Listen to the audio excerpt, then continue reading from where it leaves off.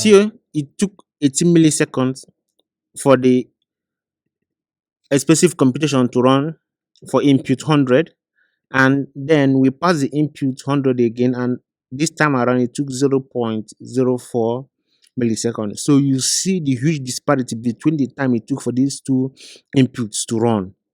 So you see it almost like the second one is almost like an instant, because if you round this up, this will just be 0, where this will just be 19 19 milliseconds. This one is 0. So this one is just like an instant. So you see the huge benefit and the huge boost memoization adds to our code. Now let's remove this console. Now we see we are having our cache object or storage outside of the function. Now let's make this cache to be stored in the static property of this function. Remember that in JavaScript, a function can also double as a constructor and also a function. So we can store the cache of this inside the static property of the specific object, so that we don't have to depend on it outside, because another thing might change it here. So what we'll have to do, we'll remove it. Let's collapse this function so that we can clearly see our function. So we'll just put it inside this inside this function as a static property. So what we have to do, we'll come here and make the check here. Yes. Now next we add it here also. Let's copy it from here. Now we don't need this, because already here we know that there is a cache object as a static property in the expensive function.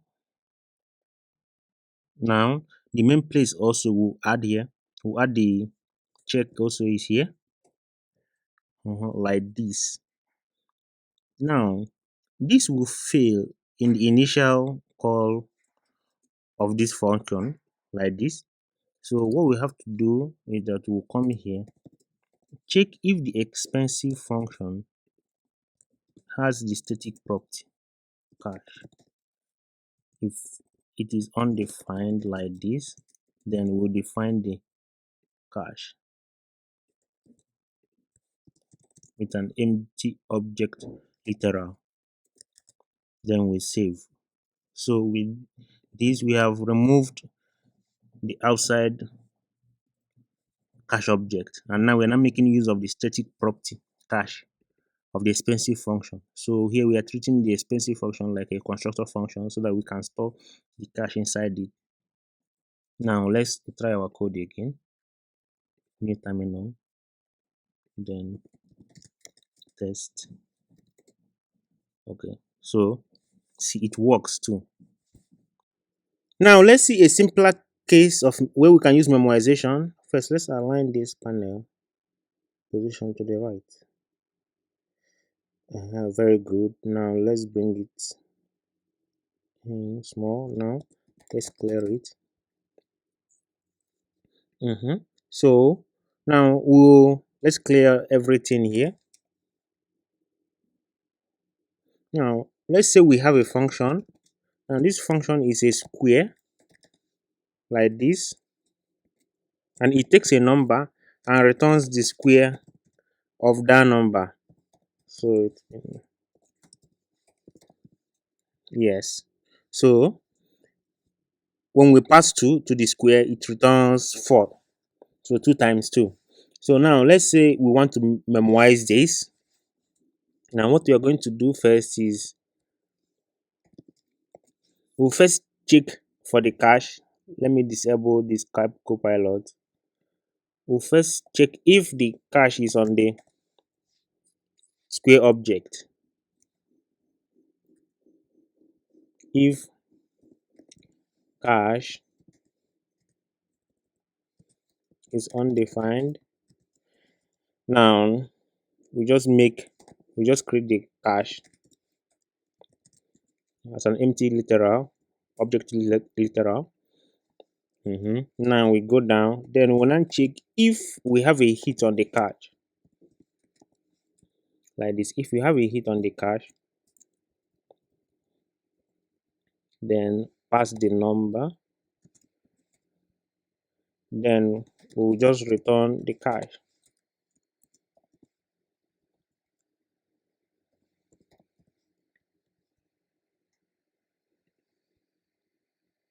So if not, we'll just do the mathematics and the result square, then save to cache square dot cache num, then the result, then we'll just return the result. So we just see a simpler version of it that's very easy to understand. So first we check if the cache object or the cache static property is available on the square function. If it is undefined, then we create it, then we proceed down, then we'll now check if we have a hit on the cache. Now we can safely remove this, because after this we are sure to have the cache object in it and also this. So if we have a hit, then we return the cache using the num as the key property. Now if not, we continue down, we do the square root mathematical operation. Now create the property and assign the property to the result, then return the result. So it works. Now let's run it. Console.log square. Now let's run for 4, 2, then 8, then 8.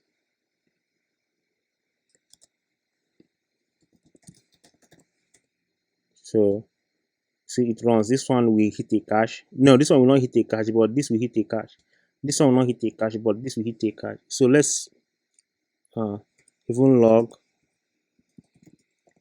so as to know what happens. So let's say cache hit for the input is the number,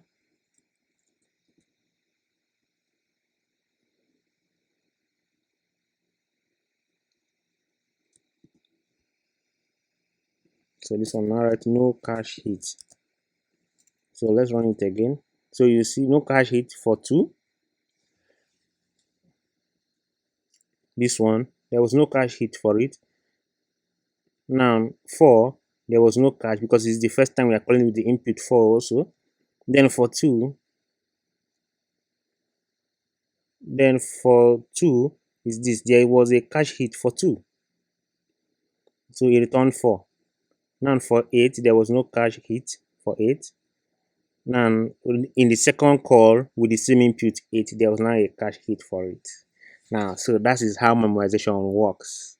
So now we are going to create a function solely meant for memoization, that if you can use it to memorize any function that you want. So it will be a generic function that will memorize any function that will pass through it. You see, as we have to refactor this code to add memoization. So after that, after creating the memoization function or memoization custom function, there will be no need of adding this memoization logic. So so we just need just the code, make sure the function is a pure function, and just pass the square to it without the memoization leg. So the memoization function will do everything for this function pass to it, or also for any other function pass to it, and then memorize it.